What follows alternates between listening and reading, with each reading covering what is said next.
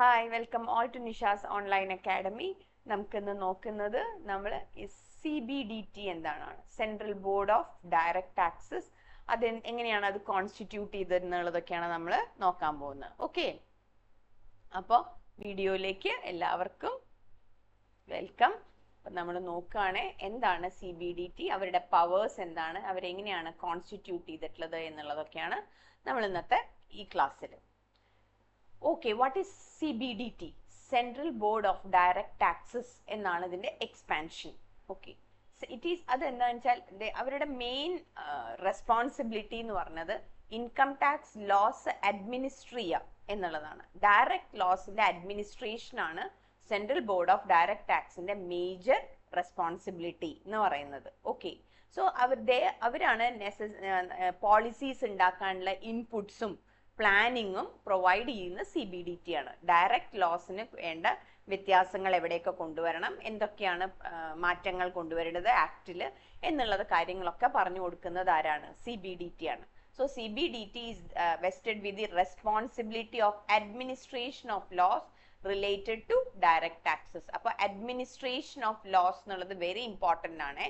അതേപോലെ തന്നെ they give necessary inputs for policy and planning. അത് ആര് കൊടുക്കും? ഈ central board of direct tax കൊടുക്കും എന്നുള്ളതാണ്. ഇനി ആരൊക്കെയാണ് ഇതിൽ? What is the central board of direct? അതൊരു സ്റ്റാറ്റ്യൂട്ടറി ബോഡിയാണ്. Central board of revenue act ഉണ്ട് 1963 പഴയതാണ്. 63 central board of revenue act പ്രകാരം കോൺസ്റ്റിറ്റ്യൂട്ട് ചെയ്യുന്നതാണ്. അത് ഒരു ഇന്ത്യസ് ഒഫീഷ്യൽ ഫൈനാൻഷ്യൽ ആക്ഷൻ മാത്രം ചെയ്യുന്ന ഒരു ടാസ്ക് ഫോഴ്സ് ആണ്. മിനിസ്ട്രി ഓഫ് ഫിനാൻസിന്റെ കീഴിലാണ് ഇതുള്ളത്. Okay, it is the apex body, മറക്കരുത്, the top body of the income tax department. അപ്പോൾ അവരുടെ responsibility income tax law administer ചെയ്യുക എന്നുള്ളതാണ്.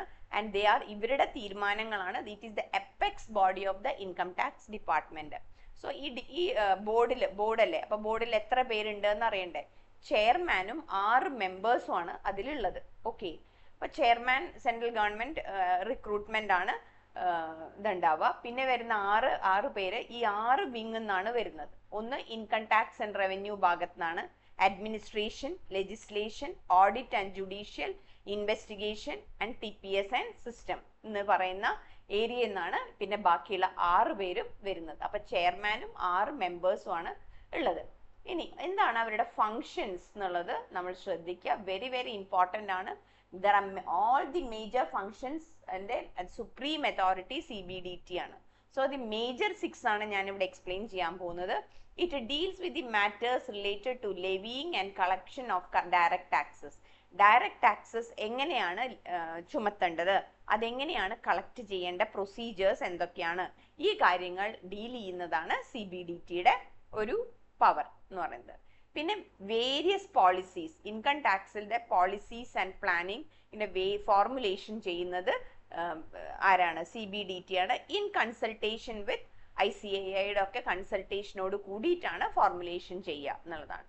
Supervision of the entire income tax department, income tax ഡിപ്പാർട്ട്മെന്റിന്റെ മൊത്തം സൂപ്പർവിഷൻ ആരുടെ കയ്യിലാണ്?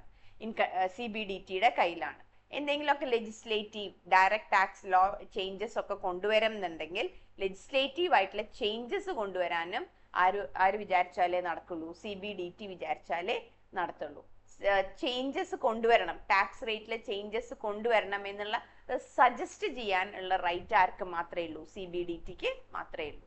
Proposes the changes in the taxation structure in line with the government policies. Government പോളിസീസിന് അനുസരിച്ച് സ്ട്രക്ചറിൽ ചേഞ്ചസ് വരുത്തണമെന്ന് പ്രപ്പോസ് ചെയ്യാനുള്ള ഇതും ആരുടെ കയ്യിലാണ്? CBDTയുടെ കയ്യിലാണ്. അതേപോലെ തന്നെയാണ് റീഫണ്ട്, റിക്കവറി, സെർച്ച്, ഇതിനൊക്കെ ഉള്ള പോളിസീസ് ഫ്രെയിം ചെയ്യുന്നത് ഒക്കെ ആരാണ്? CBDT ആണ്. So refund പോളിസീസും refund